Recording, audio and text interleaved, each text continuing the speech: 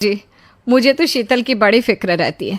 उसका ध्यान तो बस घर के बाहर दोस्तों के साथ घूमने फिरने में ही रहता है। उसे कुछ बोलो तो एक नहीं सुनती। मैं तो कहती हूँ इसकी जल्दी शादी वादी करवा दो, वरना लड़की हाथ से निकल जाएगी। तुमसे ज़्यादा चिंता है मुझे शीतल की शादी की। कल ही वो रामपुर वाले मौसा जी को फ़ोन भी किया था। बता रहे थे एक लड़का है नज़र में। उनका अपना घर है और लड़का भी अच्छा है। अरे तो फिर बस बात चलाओ ना, एक बार देखे तो सही लड़का और घर बार कैसा है।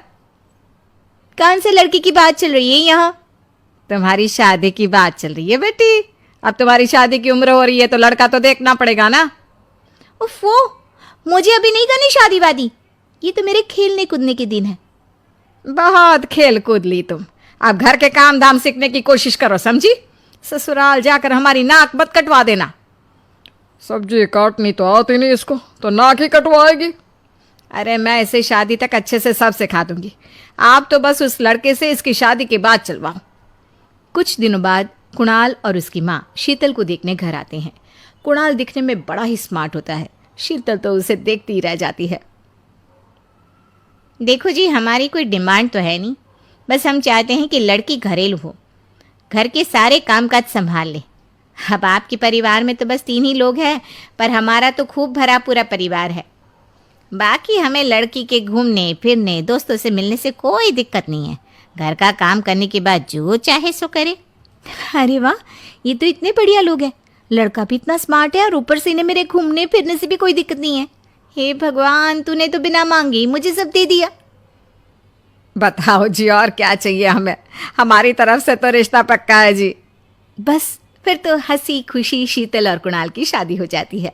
शीतल मन ही मन बड़ी खुश होती है और उसी खुशी के साथ वो अपने ससुराल में कदम रखती है। आओ बहू, तुम्हारा अपने ससुराल में स्वागत है। ये मिलो अपने परिवार से। ये तुम्हारे ससुर जी, तुम्हारी ननद सुनीता और गीता, सुनीता के पति राजेश और उनके 2 बच्चे राजू और चिंटू।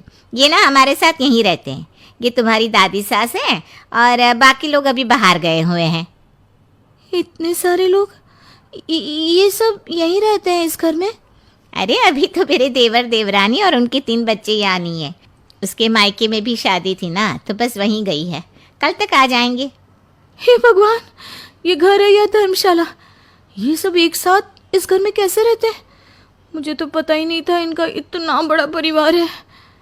अब समझी कि कोई डिमांड क्यों नहीं की इन्होंने।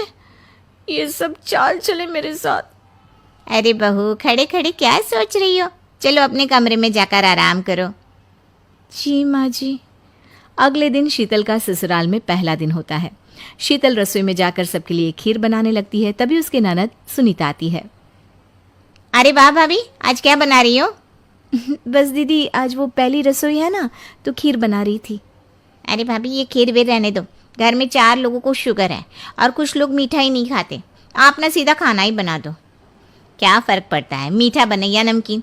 बस बहू के हाथ की पहली रसोई होनी चाहिए ना। जी दीदी, तो फिर मैं खाना ही बना देती हूँ। आप बता दो खाने में क्या बनेगा?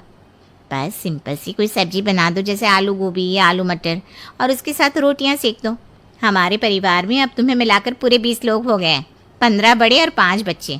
बड़ों की 6 और बच्चों की 2 के हिसाब से रोटी बना देना।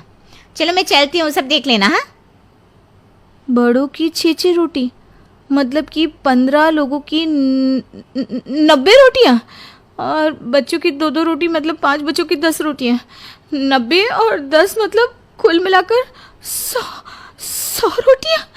हाय, मैं तो मर गई। 100 रोटी अकेले कैसे बनाऊंगी? माँ, ये तुमने मेरी शादी कहाँ कर दी? शादी से पहले तो मैंने कभी 4 रोटी से ज़्यादा नहीं बनाई। शीतल एक बड़ी सी परात में 100 लोगों के हिसाब से आटा निकालती है और उसे गूंथना शुरू करती है। आटा गूंथते गूंथते शीतल के पसीने छूट जाते हैं। उसके बाद बारी आती है रोटी बनाने की। शीतल एक एक करके रोटी बनाना शुरू करती है और 10 रोटी बनाते ही अपनी कमर पकड़ लेती है। हाय, मैं मर गई। मेरी कमर टूट गई खड़े खड़े, और ऊपर से इतनी गर्मी। मैं 100 रोटियाँ कैसे बनाऊंगी? अरे भाभी, सब बाहर रोटियों का इंतजार कर रहे हैं। जरा जल्दी जल्दी रोटी सेक दो।